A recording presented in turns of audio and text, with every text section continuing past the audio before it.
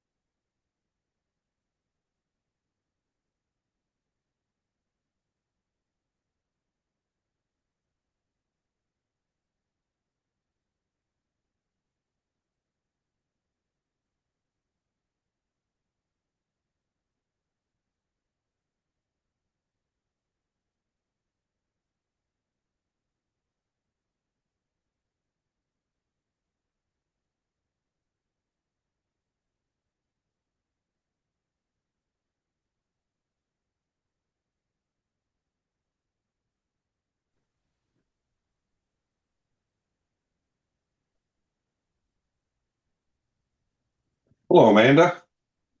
Hello.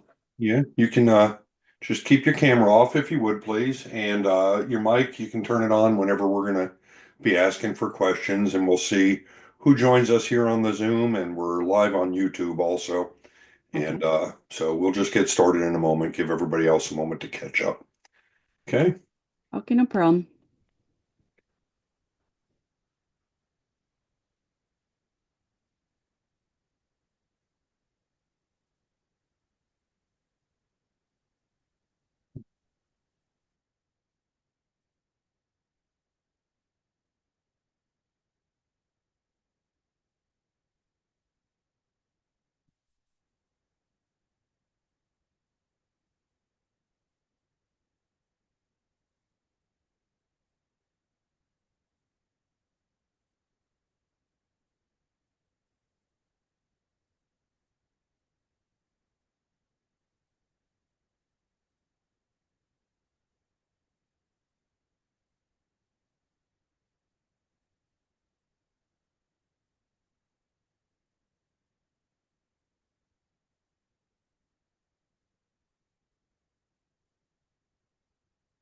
Okay, everybody, welcome. My name is Dan Jones. I'm with Jones Business Management and Growth Consultants. And this is our weekly webinar, which is every Tuesday at 4 p.m. Eastern Time, where we discuss a variety of topics that can help grow your lawn and landscaping business. In the past, we've talked about free or low cost ways to market your business. We've also talked about how to price a lawn and how to close sales without being salesy. This week, we are going to talk about how processes can improve your landscaping business. So if you're consistently putting out fires in your business, or you find yourself stuck in like, I'm not sure exactly what's the next thing that I'm supposed to do, because maybe you're overwhelmed with everything that you have to do, this is where processes can help you. So I will give you a couple of areas that when I first started out, I had absolutely zero processes in place. As time went on, I started to add them. After a few years in business, I realized, wow, I really need to sit down and just write all this stuff out instead of either having to explain it to the new people that are coming in or trying to figure it out at the last minute. So, one of the first processes that I actually created was a late payment penalty. And it's funny because I was just talking about that today in a meeting with um, another landscaper who was asking about late payments. Um, I had not experienced it for, the first year of my business, but then after that, I had a couple of people and I didn't have anything written out. I had never shared with anybody what I would do if they were late paying. It was an oversight on my part because those people that were late, I really had a hard time collecting money from, just because they were that type person. Needless to say, I did not continue working with them long, but I did end up writing out a process. And part of that process was to include it in my estimates.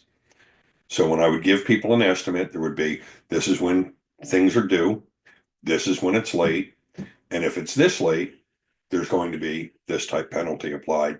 And if it's this late, I'm just going to cease serving your property. That's a process. The process was how I would handle late payments. But the other part of the process was how I would inform people. And that meant, for this process, it was informing people at the very beginning. So that was a very important process for me to learn and to implement.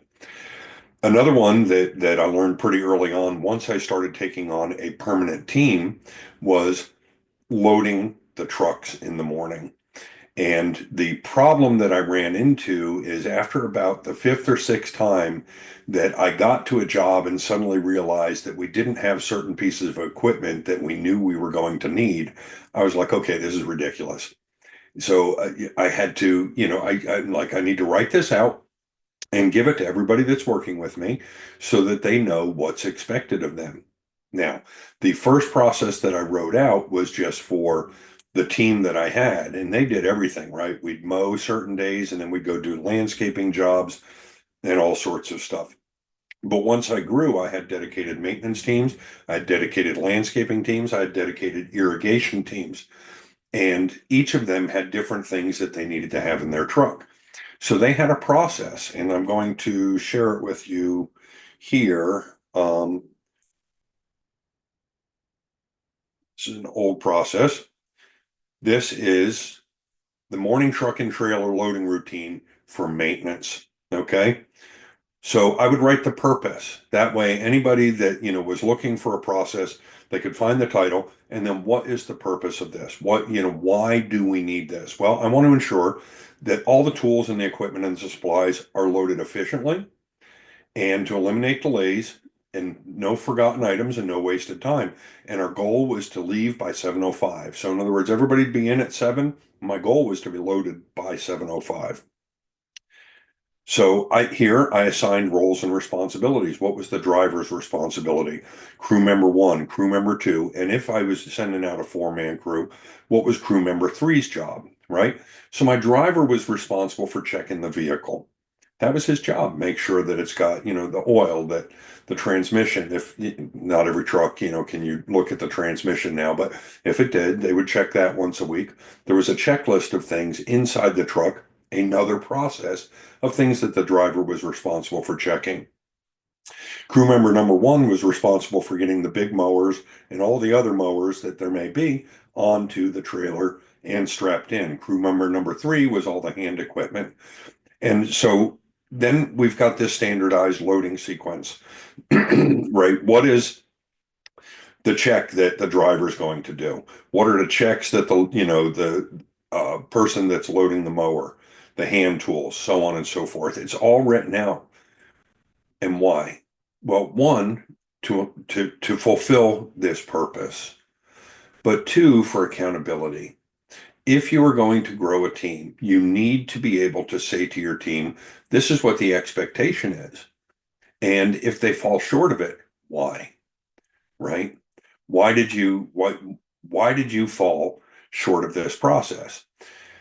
It's a good question to ask, and it's not a question that you're necessarily always going to ask just to get somebody in trouble. It's a question you ask to gain an understanding, right? Because there could be a break in your process, or it could be a great process, but maybe could be fine tuned, or or maybe it's a process that's not even needed.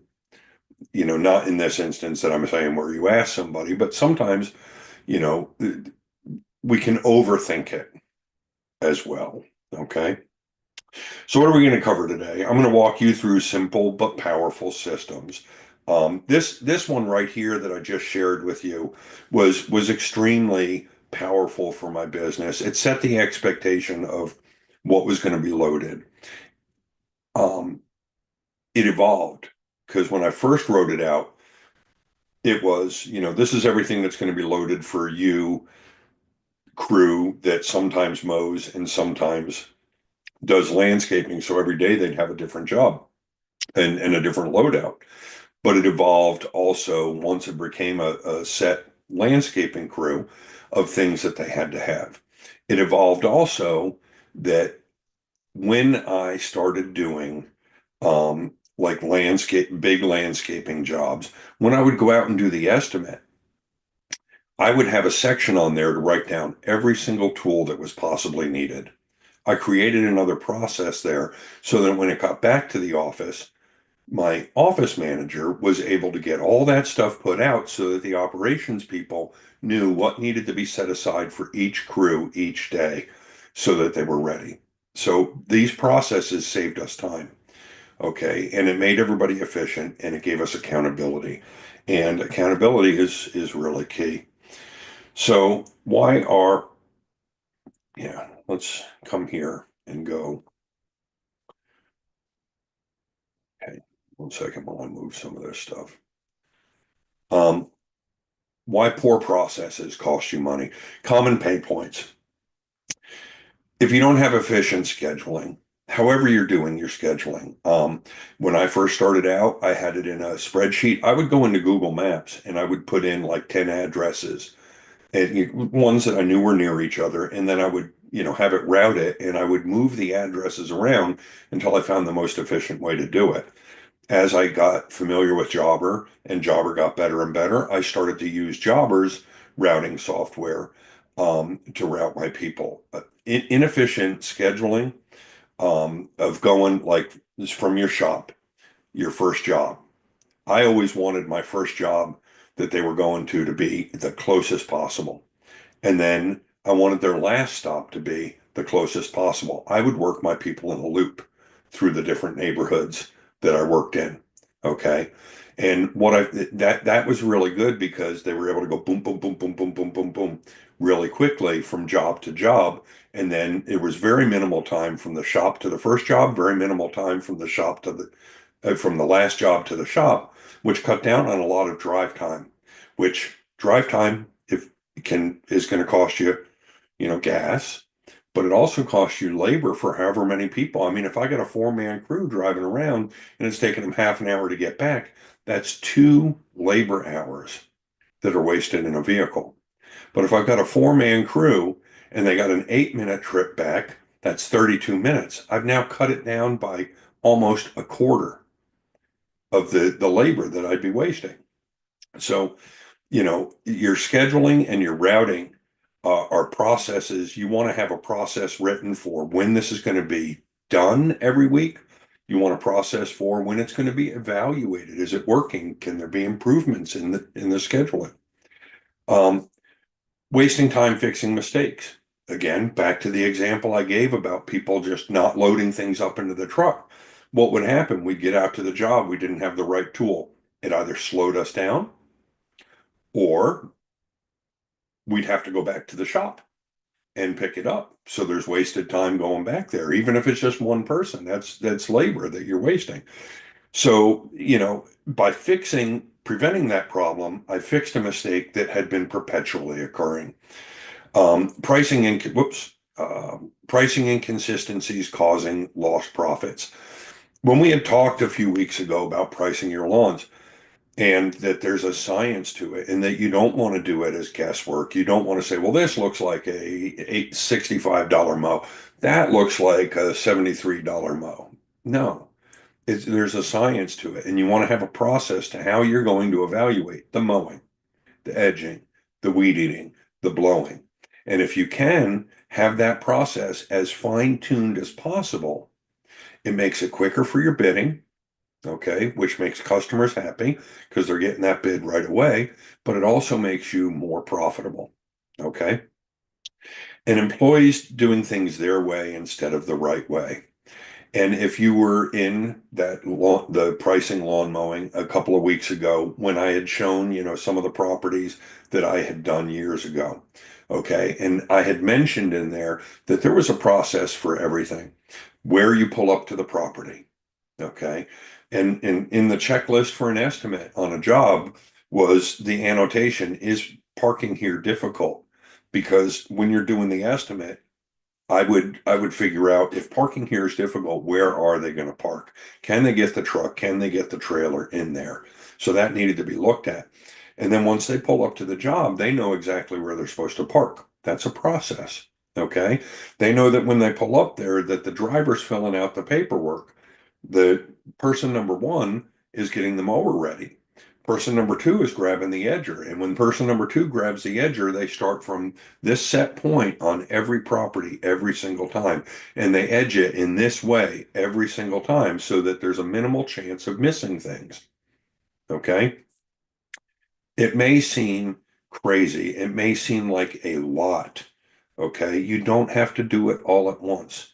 You just need to look at where bottlenecks are or where confusion is in your business and then figure out a way to set about preventing it being a problem. Like edging. I would have people miss things. So I wrote out a way and trained people how things would be edged. I would test them on it. I would just randomly come up to them. Okay, show me how you're going to edge this property. And I would watch them edge it to see if they really understood what I was shooting for. Not just doing it the right way, but understanding why I wanted them to do it that way. Okay, because I wanted to encourage an environment where people were always thinking of ways to make things more efficient. So those are why, having no process or a poor process can cost you money. So I'm going to pause for a moment and I'm going to see if we've got any questions or if anybody here has any questions. If you're on the Zoom and you have a question, you can just jump in and while we're doing that, I'll hop over and take a look. So anybody have any questions? Yep. No? You good? Okay.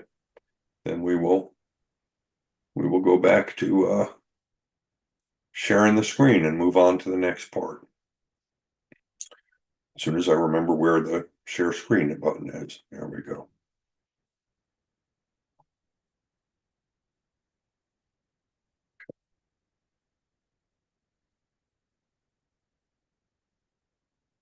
Okay. So there's key areas where you need processes. Scheduling and route optimization, pricing and estimating, team management and training, and customer communication. So I talked a little bit about those scheduling and the route optimization, but you want to have a process in there for, and this would happen frequently, especially in spring and the very early summer. And of course, I was in Florida, so grass down there grows like crazy year round. December and January, it's really slow, but But definitely in the spring and in the summer, I could be out and be doing like 4 or 5 estimates a day while my crews are out working. And 3 of those estimates in a day could be lawn maintenance. Well, I've already got my schedule made for the week. I needed to have a process in place that if I picked up a job that was in an area that, had not been hit yet, that it was going to get thrown into that schedule. And I also needed to have a process of how are we going to deal with a property that should be a Monday property, but I picked it up on a Wednesday and the people want to mow now, right? So, what's the process going to be? Who are we going to send there? How do we determine which crew gets sent there? And when do we send them, with the minimal drive time, right? So I had to have processes for that written out, just to deal with that. I had to have a process for rain. Rain's very, very problematic in Florida in July and August. It rains every day, typically, unless we're in one of those drought years. It'll rain every day and typically for about an hour, right? So that could slow you down or it could stop you. But we also had periods where it would rain for days on end. The weather got really wacky there for a couple years, both before and after Hurricane Charlie, where my policy, and it was a process that was written, if it rains and it's raining like this, you wait. If it's raining like that, contact the office and determine whether or not the day was going to stop.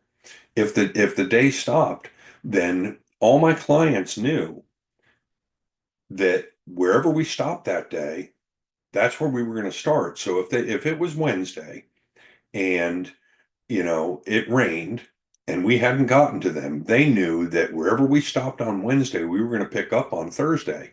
So they were probably going to get done on Thursday. Over time, my Thursday people started to realize it rained yesterday.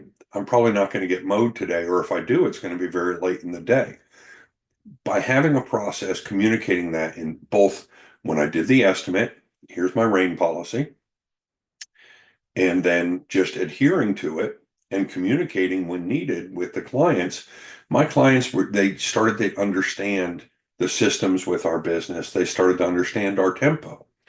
And that makes them feel comfortable with you, right? So if you're systemized, if you've got processes, even if you've only got a few, but over time you start to add them and you are consistent, it gives a comfort level with your clients. Now, I'm not talking rigid, right? Like this is our process and this is the only way we do things. People don't like that necessarily, but this is our process and this is why we do it this way and this is why we try and adhere to it. People understand that, they appreciate it, and they start to understand that you are a consistent, well thought out company, and that can pay dividends to you down the road in years.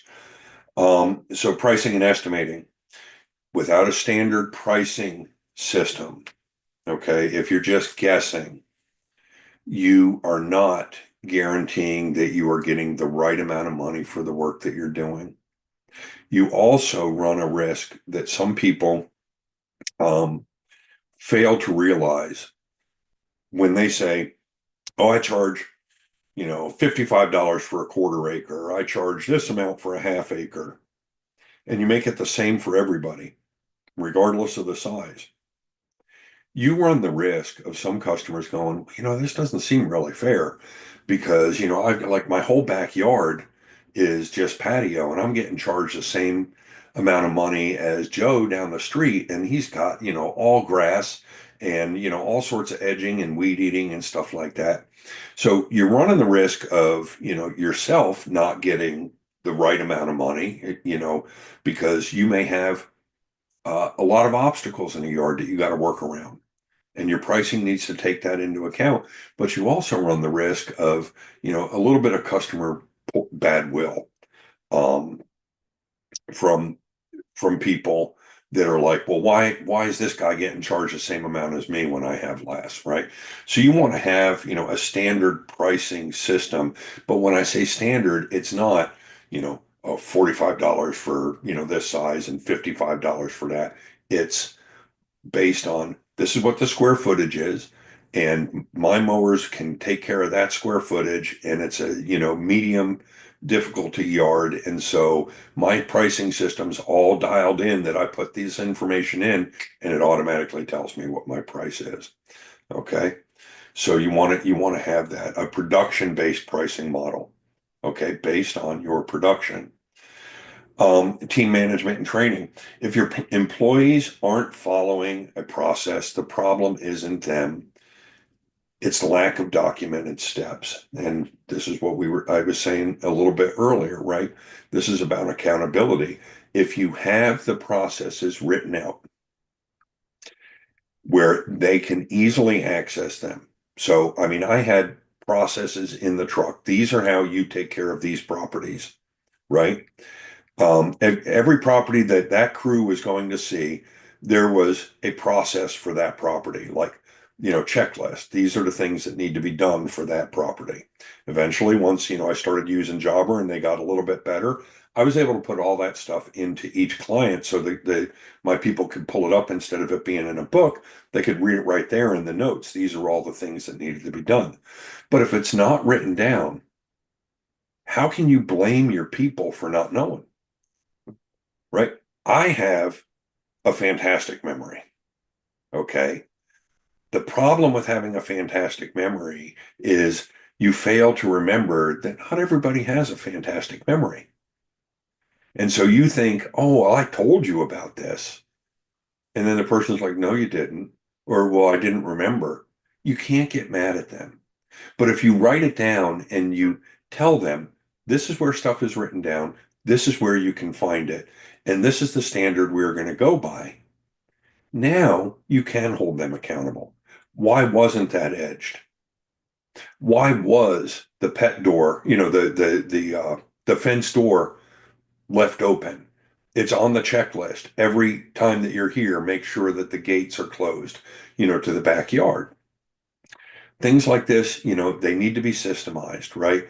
And then you can start training your team. And the people that don't want to follow the process, now you're not the type of person I want working with me.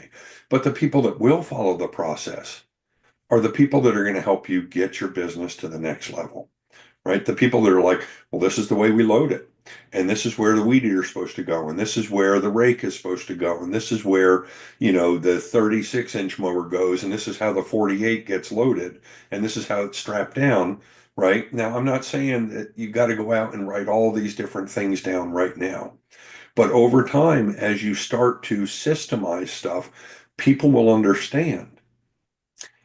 And I want to pause for a minute and just talk about something that I was talking with a client the other day. So my people don't care about anything. And I had been down to visit his place like 2 weeks ago, and we were having a follow-up phone call last week. And he's like, my people don't care about anything. And I'm like, because you don't create an environment where they want to. And he's like, well, what do you mean? I'm like, when's the last time you guys cleaned your trucks?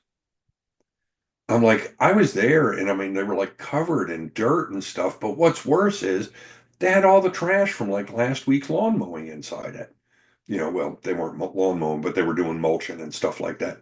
I'm like, they had all the trash, right? They had like drinks and, cups and hot dog wrappers and, just it was nasty. Right. So if that's the type of environment that they're in when they're in the truck, why would you expect them to have an environment, to care about the environment that they're cleaning? Because they don't think you care. Put my ears on. You know what I think tonight is gonna be? Can I somebody, think all they're gonna somebody, do tonight is can just talk somebody about please him, what he's mute? done. You mean like every other? Yeah, like what it is. Yeah, It's probably. gonna be not gonna be nothing like I don't that. think it's gonna be anything like Nope. what people were hoping. Nope. I mean, every time we hope. Yeah, and it's nothing. This is big hype. Okay. Sorry about that. I guess Amanda didn't hear me. So anyway, that environment, that you have is also, part of a little bit your process. Okay. So I lost my train of thought there, and I'm sorry, but that's okay. It gives me an opportunity. I just want to hop on and see if there's any comments in the live stream. Um, no. Okay. Does anybody have any questions before I get over to customer communication? No? Okay. Let's go back to sharing the screen. Okay, so customer communication. Do you constantly get the same questions from clients? Okay. Um, if so, there are a few things that you can do using processes. One, if you have a website, have a frequently asked question thing. Um, but when I put together bids, after I'd been asked like the same question so many times, like, how do I know, how much am I supposed to water this sod once it's put in? I included all that information in the bid, right? I answered that question by saying, when the job is complete, you'll be getting for plants, a plant care guide, a plant watering guide. For the sod, we're going to set your irrigation. You don't need to worry about it. These are the things that you're going to need to look for. You'll get, so I would cover these things in the proposal. I would have a lot of the common questions already answered or alluded to, that they would get the information at the right time. So that way, when I'm in the bid, and someone asks me a question, I've got a ready answer, or it's in the estimate and you'll be able to see it, or you'll be given that information. So if you have common questions that are asked, you want to have some type of canned response or some way to get that information to the client, so that they understand.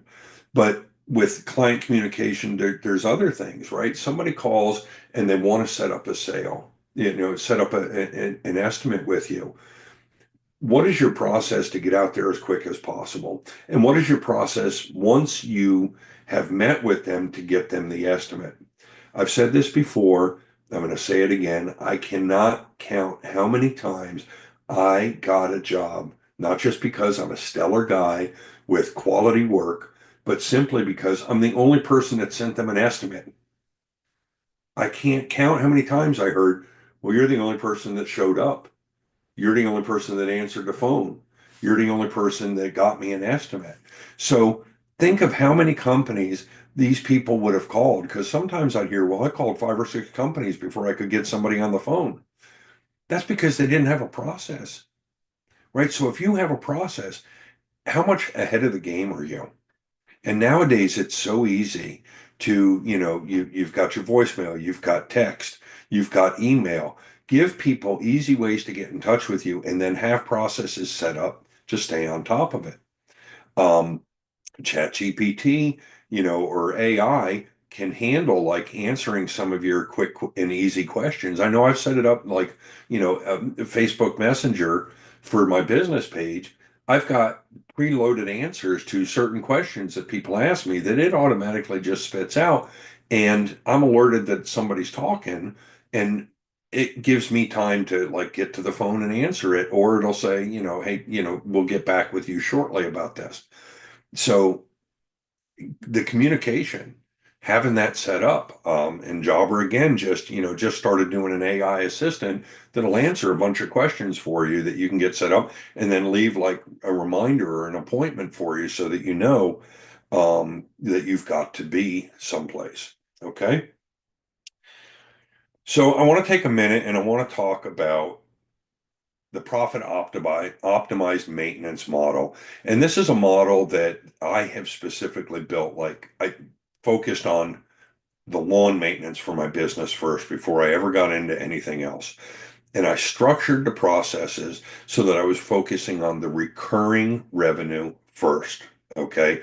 I was focusing on what can I get every single month, or as many months for some of you that don't have year-round growing seasons, as many months as possible, so that I know that I've got that covered. And I worked on tightening my route density until I was pretty much dominating a neighborhood, and then I would move to another neighborhood. And my whole goal was to get one crew fully booked and then move to have a second crew doing the same thing and optimizing their efficiency. And then because I had those maintenance crews, I was able to upsell really simple things to do, like mulching and core aeration and cleanups in yards and leaf cleanups, in the winter and the fall. Okay. So those crews were money generating machines before I ever moved into, full on landscaping and hardscaping and sod and irrigation. Those things paid my bills year round because I had them set up. That was all systemized. It was all process driven. This is what you do. This is what you do. Then you do that. Then you do that. Okay.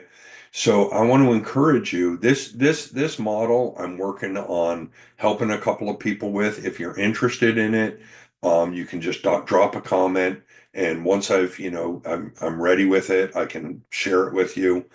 But this is a very good way to grow your business, and it's through just process driven, profit minded optimization. Okay. Now, how are you going to start documenting your processes? Um, does everybody know what a bottleneck is? It's where everything that's going on in your business kind of all slows down into one area. So imagine if you did have just, the old Coke bottles, right? And you turned it upside down. All that Coke's not coming out at the same time because it comes down to a narrow neck. Okay. And it slows down how much Coke comes out.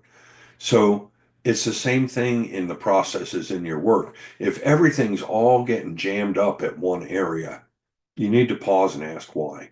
And so we'll go back to the first example that I gave at the beginning of the day, at the beginning of this, which was, getting out to jobs and not having the right tools.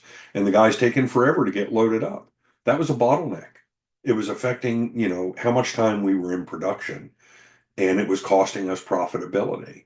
So I had to look at it and work on it. So when you want to focus on processes, and I recommend that this be something that is regularly occurring in your business, you want to ask what's slowing me down the most.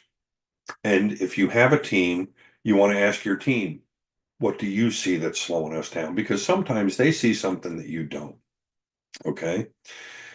Once you identify whatever it is that's slowing you down, figure out how it should work. What is the best way for it to work? What is the most repeatable pattern for it to work? And so I want to give another example here of a process to talk about how it should work. And this was when I would onboard a new maintenance customer. Okay. So again, whenever I write a process, I always write what the purpose is. So anybody that's looking at it can see what's my goal. Okay. So I wanted to ensure that all new lawn maintenance clients are entered into Jobber correctly and set up for recurring invoices. Okay. What was slowing me down at that time? What was slowing me down is every week having to invoice all the people whose bills came up that week. Okay. I organized my business that I didn't bill everybody on the first of the month.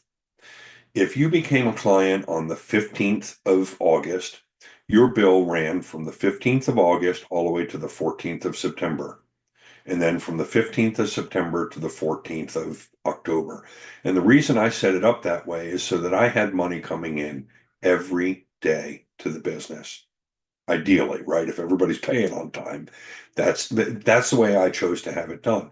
But it created this system where every week I had to sit down and I had to invoice people. And then I was like, there's got to be a way to make this easier. Well, one option was I could have told one of my kids that they had to do it, but I knew that that was going to be pulling teeth. So, Jobber, I found out, and so did QuickBooks, where my main accounting had this recurring invoice. You could set it up that it's going to bill the same point every month. So I set it up. But as I grew, it wasn't just me that was doing it. I had other people working for me. So I had the process written out so that it would cover everything, including just logging into Jobber, right? Now, why am I so detailed in here? Because I knew that people change in my company. The person that was working for me as a bookkeeper could be out sick and somebody's got to step in. Or maybe, I'd have to step in and I forgot how to do it, or the system changed, right? So, it was my bookkeeper's responsibility, since this was her process, that she had to update it if there were any changes. That's another thing I would suggest to you, is make sure as you grow that the people that are responsible for the process are the people that are performing the process are the people that are responsible for updating it. Because if somebody's out, or somebody quits, or heaven forbid something bad really happens to somebody else needs to be able to step in and do that. So it needs to be written in as much detail as possible, especially for something on the financial side.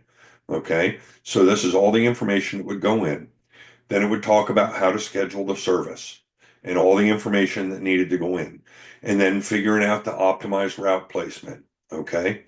And then the next part was, adding jobs and notes and attachments. So all that stuff would actually be added by the office manager and the bookkeeper together. Okay, working together to get this stuff in there. And then they would set up the recurring invoices. And once the recurring invoices were sent up, they would send a welcome email to the client and let them know how to get into the client hub and all the other information that went along with it. Okay. And then they had a review step to make sure that everything was done. Okay. So, and then down here were other things that they could do to make it run more optimally. Okay. So do I have any questions right now from anybody? Does anybody want to share any particular process that they're having difficulty with? Let me hop over to the YouTube and see anybody in this group, if they've got something.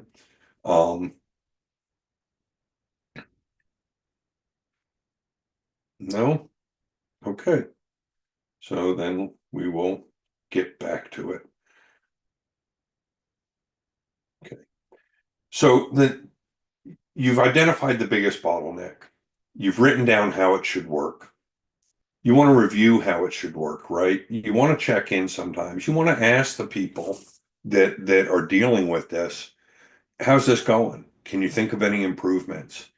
Right? Are there steps that we're missing? I always believe, and I say this frequently, but I have on my desk a saying. It says, plans fail for lack of counsel, but with many advisors they succeed. I cannot think of everything. There's no way, and neither can you. And if you're open to hearing what's working and what's not, you can improve the processes in your business. If you just don't take it as somebody like insulting you. I know it can hurt, right? Because your business can feel like your baby. And if somebody tells you that something's not working, it's almost like saying, that there's something the matter with your child, and you just don't like to hear it. But you've got to be comfortable hearing it, because that's how you fix it. And then once you have those processes in place and you've got this environment where people understand that processes are how things are going to be done, then you train your team and you reinforce it and you have that accountability. Okay. And the number one person that needs to be accountable for that is you. I worked for 2 years with a man that was trying to change his company, right? And I'd be out there frequently dealing with different aspects of it over a 2 year period. And I can't count how many times his people would say, we created all these processes, but whenever he wants to do something, he just does it whatever way he wants. Well, he was gumming things up because he was making all sorts of extra work for people because he'd do it out of order. And then people are trying to figure out like what was done, what still needs to be done. And plus they felt like, why do the rules apply to me, but not to the person who owns the company? But he says that it's important to follow this stuff, right? So accountability starts with you. It starts with your desire to have processes, and it starts with your commitment to follow them and improve them. And if you do this, I'm telling you, I mean, the sky's the limit. Okay. So I want to talk about where processes fit in the growth of your business. There are two pillars in your business for growth, uh, success. One is growth mode, and the other one is optimization. Growth mode is when you're saying, my goal is to get to $200,000 in sales this year. And you're doing everything you can. You've got a process for your marketing. You've got a process for how your people are going to service lawns, but you are growing, growing, growing. Okay. That's where your primary focus is on. But that does not mean that you don't think about what optimizes my business. Okay. Now, once you get to that 200,000, you're going to stop and you're going to turn inward within the company. And now you're really going to take a hard look at everything that you do. How do we load in the morning? How do we mow? How do we sharpen our blades? Everything that we do. And how can we do this quicker? How can we do this better? How can we do this less expensive? Not cheap. Okay. I'm not saying like, where the cheapest blades we can get. No. How can we do this less expensive? Everything. Okay. And where can we raise our prices? Understanding that we may lose some clients, but we'll be working less for more money in that smaller amount of time. Once you've optimized for a while and you've hit your goal of where you want to optimize, now you turn your focus back out. Okay. You turn your focus back outwards to growth again. Now you've set yourself a new goal. We're going to get to 500,000. Okay. But while you're growing to that 500,000, you still are thinking about some of the internal. And when you're focused on that internal, you've still got to be thinking a little bit about your growth. Okay. So you never totally give up one to focus on the other, but you have to go through, this is what I'm focusing on. And then the next time, this is what I'm focusing on. Okay. And processes are going to help you with that. They're going to help you when you're in growth mode, and they're going to help you with the optimization immensely. And if you're always thinking about processes, then everybody else that's working with you is going to start thinking about process because you set the tone. Okay. So, I don't know why this keeps closing on me. Does anybody else have any questions right now? Because we're going to close up here shortly. No? Okay. So I want to talk about one last part before we go. I'm going to, everybody that is in this or anybody that is watching this post-recorded, there is going to be a link where I'll drop it here in just a second. There's going to be a link that you can go to where you can get an optimization checklist. Okay, you just fill out a little form and I will send it to you. And it will allow you to look at your business.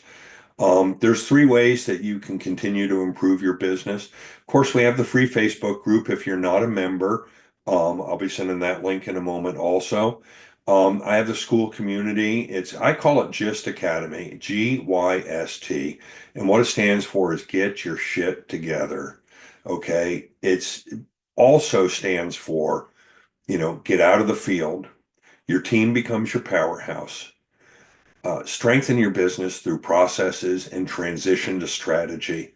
And I give lessons in the Facebook group, but here are more distinct modules that go into detail with things like what's the difference between process and SOP, and how do you write each, and where do they work together? How to price your jobs, how to market with a strategy. These modules, right? And there's modules that I'm going to be adding all the time. If you're interested in the school community, it's $49 a month. It too, like the Facebook group, has an area that everybody can talk. We can share our wins and successes. If you're looking for mentorship, I have 2 levels of it. One level, I meet with you 12 times over the year, but you're always available to communicate with me through text or email. And then the other one is we meet 26 times a year. We focus on your goal for the year and then how to get there. And I use a lot of my experience over the years, over 20 years in landscaping and hardscaping to help you grow the type of business that you want. So I will leave those links also here in just a moment. And I want to thank everybody for being a part of this conversation today. And I'm gonna figure out how to stop sharing this. I want to just see one more time if there's any questions that anybody has. And where's my chat? It looks like, hang on a second. Okay. My biggest bottleneck is hiring. I hired a VA this year from any admin. Okay. Okay. I'm sorry I didn't see that. I didn't have that up. I kept looking on the YouTube one. Um, Hiring. Okay. So here's the problem I kept having when it came to hiring. I kept wondering why everybody sucked. And then finally one day I said to myself, I created an ideal client that I'm looking for. Why have I never created an ideal employee? And I really thought about it and I'm like, I think that's the best way to go. And I spent a weekend just sitting down and writing like all the things that I wanted in team members, right? I wanted somebody that if the belt came off the deck, they weren't calling me 5 miles away to come fix it for them. They knew that, I'd posted a free YouTube video inside the company YouTube page that they could just go to and look at how to do it, right? I wanted somebody that, if they saw weeds in a bed, would not just ignore it, but would say, okay, this customer doesn't get sprayed, but they need some type of care, and would make the note necessary so that the office knew to reach out to the client and see if they wanted to upsell. I had a whole list of things that I wanted. And then I sat there and I wrote down an ad. I wrote out an ad of what I was looking for, what type company I wanted to be, and the culture that I wanted to have, and the type of team members that I wanted to be a part of it. And after I wrote that out, okay, I shared it with some of my family and friends and asked them what they thought. And they gave me feedback, and I changed a few things. And then I posted it. And then I was very adamant that the only people I was going to talk to were people that maybe didn't have everything there, but had a lot more than what I'd been hiring in the past. And during the interview process, I would talk with them about really what I wanted and listen to what they wanted. Now, is every person that I hired after I did that great? No. Some of them were not the best, but I had a lot more that were. And a couple of them were just real gems. And around those gems, I was able to build a really kick-ass team. Okay. So it was focusing on understanding what it was I wanted and being able to communicate it to the right people. And those people, it was like they were attracted to me. Once they saw that ad, they were like, oh, this isn't just any normal landscape company, right? This guy's got something that he wants, and I want to do that. So that was one way that I did it. If you want me to reach out to you more specifically about that, let me know. And what I'm doing now is I've included some links in here of different areas that you can get that process checklist in here. If you're not a member of the free Facebook group, you can join it there. And then if you need help, right? So if that's not helping you on the hiring the way I answered that question, you are more than welcome to book a free 30-minute call with me. You and I can discuss it. At the end, I guarantee to give you at least one, thing that you can do that'll really help you with your business. And I want to thank everybody for their time today. And I want to remind everybody in the Facebook group that sees this, Friday, 6 p.m. Eastern time. Everybody can join me. We sit, for half an hour. We talk about what we've had a good time with, what our successes were or any struggles we have. and we can just sit and BS and just kind of blow off steam for half an hour and wrap up the week on a high point. Okay.